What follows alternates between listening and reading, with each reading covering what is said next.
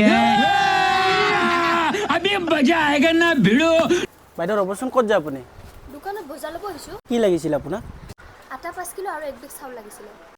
আপোনাৰ আটা 5 কিলো চাউল 1 বেগ ৰ'ব মই হিচাপটো কৰি দি আছোঁ আপোনাৰ হৈছে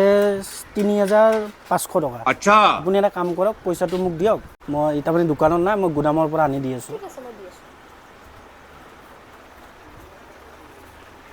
৩৫০০ ন হয় এইটো লওক দাদা বাইদেউ আপুনি এটা কাম কৰিব দোকানখন অলপ চাব ভালকে মই 2 মিনিটত বস্তুখিনি লৈ আহি আছোঁ দাদা ঠিক আছে হ'ব ৰ'ব দাদা ক'ত যায় আপুনি ক'ত যা মানে মোৰ দোকানত আহিছোঁ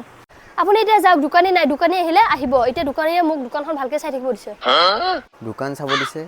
বাইদেউ আপুনি কোনখন দোকানৰ কথা কৈ আছে এইখন দোকান মোৰ হয়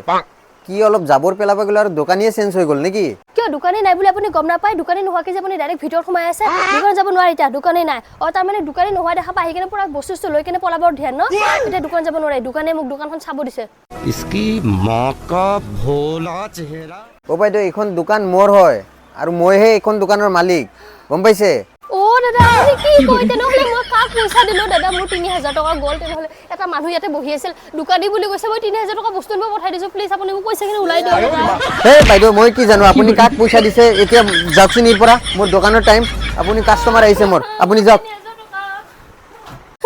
মোৰ ৩০০০ টকা কোনোবা মানুহ লৈ গ'ল আজি মই চেছ